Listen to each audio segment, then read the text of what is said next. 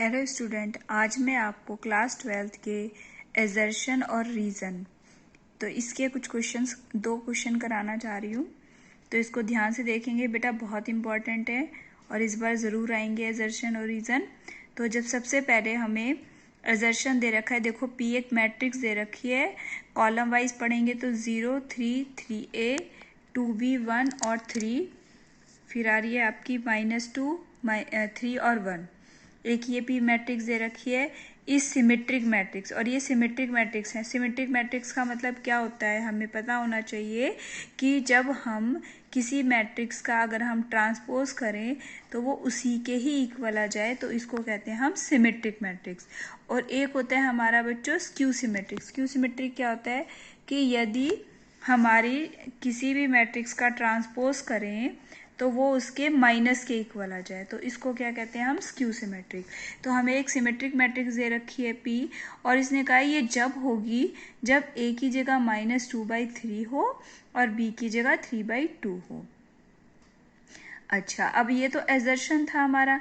अब रीजन हमें क्या दे रखा है, if P is symmetric matrix then P का transpose is equal to -P। तो देखो ये तो यहाँ पर पहले ही हमें गलत नजर आ रहा है, क्योंकि अभी मैंने ऊपर बताया आपको सिमेट्रिक का मतलब तो क्या होता है हमारा P का transpose is equal to P। और अगर ये तो हमें माइनस में दे रहा है तो इसका मतलब ये तो स्क्यू सिमेट्री की कंडीशन दे रहा है। तो रीजन तो हमें पहले ही पता चल गया, ये तो गलत रीजन है। ये किसका रीजन है बच्चों, स्क्यू सिमेट्रिक का। तो रीजन तो हमारा क्या आ गया, फॉल्स आ गया। अब देखो चार ऑप्शन आपसे कैसे पूछे जाते हैं बच्चों, तो ऐसे पूछे जाएंगे जैसे both assertion and reason are true but reason is not correct explanation of assertion A. यानी कि आपसे कहा जा रहा है कि ए भी सही है और आर भी सही है, यानी एजर्शन भी सही है और रीजन भी सही है, लेकिन आपसे कह रहे हैं कि जो रीजन आर है इज नॉट करेक्ट एक्सप्लेनेशन, यानी कि ये जो रीजन आर है आपको इसका ए का सही एक्सप्लेनेशन नहीं देता। नंबर बी आपसे पूछता है, कहता है कि both assertion A and reason are true, यानी कि दोनों सही हैं, लेकिन एजर्शन जो reason are is correct explanation. अब आपसे कह रहा है कि करेक्ट एक्सप्लेनेशन होता है ये ए का। थर्ड आपसे ऑप्शन कहता है कि assertion A is true but reason are is false. Number D देता है assertion A is false but reason is true. तो अब हमें इसमें से चारों ऑप्शन में से देखेंगे कि कौन सा आएगा। तो सबसे पहले हमारा आर तो हमारा फॉल्स हो चुका है बच्चों, ठीक है, आर तो हमारा क्या हो चुका है, फॉल्स हो चुका है। तो हमें थोड़ा थोड़ा समझ में आ रहा है कि कौन सा ऑप्शन हो सकता है, क्योंकि देखो आर फॉल्स किस में आ रहा है, हमारा सी ऑप्शन में आ रहा है, लेकिन फिर भी हम करके देखेंगे। तो अब हम सबसे पहले P और P का ट्रांसपोज करके देखते हैं। देखो हमने P और P का ट्रांसपोज किया तो जैसे हमारा क्या है, ये जो रो होती है ये कॉलम में चेंज हो जाती है और जो कॉलम है वो रो में। तो ये हमने यहाँ पे करके रख दिया P is equal to P का ट्रांसपोज। अब इसमें वैल्यू पुट करके देखते हैं। जैसे अगर A की जगह हमें क्या रखना है बच्चों, A की जगह रखना है हमें -2/3। तो अगर मैं A की जगह -2/3 रखती हूँ, देखो यहाँ पे यहाँ रख देते हैं, चलो ऐसा करते हैं यहाँ रखते हैं। तो यहाँ पे आएगा 3 इंटू में -2/3, तो 3 से 3 कैंसिल आउट हो जाएगा।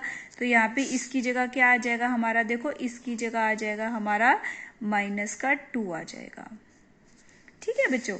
और यहाँ पर अब हम पहले b की जगह क्या रखते हैं, 3/2 रखते हैं।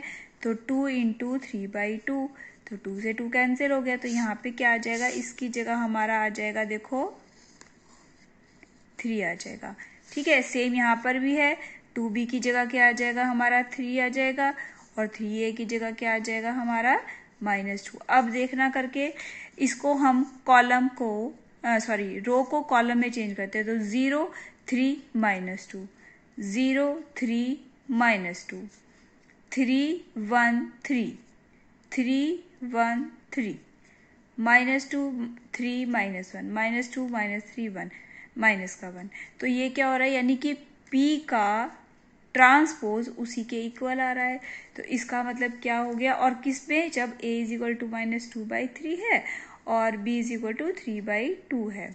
तो इसका मतलब एजर्शन तो ट्रू हो गया, लेकिन जो हमारा रीजन था कि अगर P सिमेट्रिक मैट्रिक्स है और P जो हमारी P सिमेट्रिक है तो कंडीशन हमें दे रखी थी P का transpose is equal to minus P, वो गलत है हमारी।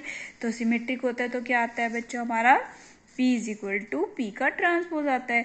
तो इसका मतलब हमारा ऑप्शन कौन सा सही हो गया, सी ऑप्शन। एजर्शन तो ट्रू है हमारा, ये जो ऊपर ट्रू आ गया, और रीजन क्या है हमारा फॉल्स है। तो हमारा कौन सा ऑप्शन आता है बेटा, सी ऑप्शन आता है। देखो assertion A is true but reason are is false. इसी में मैं आपको एक और सेकंड क्वेश्चन कराती हूँ। देखो a particle moves along the curve, along है बेटा, ये अलोन नहीं है हमारा, अलोंग है, along the curve 6y is equal to x cube plus 2। अब एजर्शन क्या दे रखा है हमें, the curve meet the Y axis at 3 point, जो कर्व है इस वाई एक्सिस को 3 पॉइंट्स पर मिलता है। और रीजन क्या दे रखा है हमें, और ये क्या है कि रीजन में at the points 2, 5/3 and -2, -1 are the ordinate changes. कब होंगे ये वाले पॉइंट, जब ऑर्डिनेट जो है चेंज हो रहा है 2 times as fast as abscissa. तो हम देखते हैं इसमें, जब फर्स्ट को हम रीजन वाले एजर्शन वाले को करते हैं, जब ये कर्व जो है वाई एक्सिस को मीट करेगा, तो हम जानते हैं वाई एक्सिस को कब मीट करेगा, जब एक्स की वैल्यू 0 होगी। तो यहाँ पे हम रख देते हैं 6y, एक्स को अगर हम 0 रख देते हैं तो देखो बेटा ये क्या आ जाएगा हमारा, मैं रख के दिखाती हूँ तुम्हें। तो 6y इज इक्वल टू क्या आ जाएगा, 2 आ जाएगा। एक्स को 0 रख दिया तो y की वैल्यू क्या आ जाएगी हमारी, 1/3 आ जाएगी। 1/3 यानी कि ये y एक्सिस को कितने पर कट किया, सिर्फ एक पॉइंट पे कट किया। और इन्होंने हमें क्या दे रखा था, y एक्सिस को कितने पॉइंट पे कट करा है, 3 पॉइंट्स पे। तो इसका मतलब एजर्शन तो हमारा क्या हो गया, रॉन्ग हो गया। अब रीजन देखो, रीजन हमारे क्या है कि ये वाले जो ऑर्डिनेट है ये हमारे चेंज हो रहे। तो सबसे पहले हमने क्या किया बच्चों, तो हमने कर्व लिखा 6y, ये हम लोग रीजन को के लिए चेक करेंगे। तो 6y is equal to x cube plus 2 है। डिफ्रेंशिएट किया हमने 6 dy/dt, क्योंकि रेट ऑफ चेंज बता रहा है आपको, ऑर्डिनेट चेंजेस, ठीक है। तो हमने t के रिस्पेक्ट में किया, तो 6 dy/dt is equal to 3x² dx/dt, और 2 का क्या आ गया 0। अब dy/dt हमें क्वेश्चन में क्या दे रखा है, देखो ordinate changes the 2 times as faster as abscissa. तो dy/dt क्या है हमारा, ऑर्डिनेट, ऑर्डिनेट चेंज होता है 2 times as x ordinate, x जो है एबेसिसा, यानी एबेसिसा में जो चेंज होता है उसका डबल है ये dy/dt। तो अब हमने वैल्यू रख दी, देखो यहाँ पर dy/dt की जगह क्या रख दिया हमने, 2 dx/dt यहाँ से रख दिया, और ये 3x² dx/dt रख दिया। तो देखो हमारा यहाँ पे dx/dt से dx/dt कट जाएगा, क्या बचेगा 12 इज इक्वल टू 3x²। तो यहाँ पर आ गया हमारा 12 is equal to 3x², x की वैल्यू क्या आ जाएगी, 3 4 जा 12, यानी कि 4 का स्क्वायर रूट प्लस -2। तो जब हम कर्व में x की जगह 2 रखेंगे, देखो रख के देखते हैं क्या था हमारा curve, 6y is equal to x cube plus 2 है ना। तो x की जगह 2 रखो तो 6y इज इक्वल टू 2 2 जा 4 2 जा 8 प्लस में 2, यानी कि y कितना आ गया हमारा 10/6, यानी कि 5/3 आ गया। तो 2 के साथ 5/3 आ गया। और अगर हम x को माइनस का 2 रखते हैं तो 6y is equal to minus का 8 प्लस में 2, यानी 6y इज इक्वल टू कितना आ जाएगा, माइनस का 6 आ जाएगा। तो y की वैल्यू क्या आ जाएगी, -1। तो ये आगे 5/3 -2 -1। इसका मतलब क्या हो रहा है कि ये जो रीजन है हमारा ये बिल्कुल करेक्ट है। तो assertion is false and reason is true. तो फिर हमारा कौन सा ऑप्शन आ जाएगा इसी क्वेश्चन में, देखो assertion is false but reason are is true, ठीक है। तो इसका हमारा डी ऑप्शन आ जाएगा बच्चों। ओके, आई होप आप लोगों को समझ में आ जाएगा और आप इससे बहुत बड़ी हेल्प लेंगे और आगे अपना निरंतर काम करते रहेंगे। Bye guys.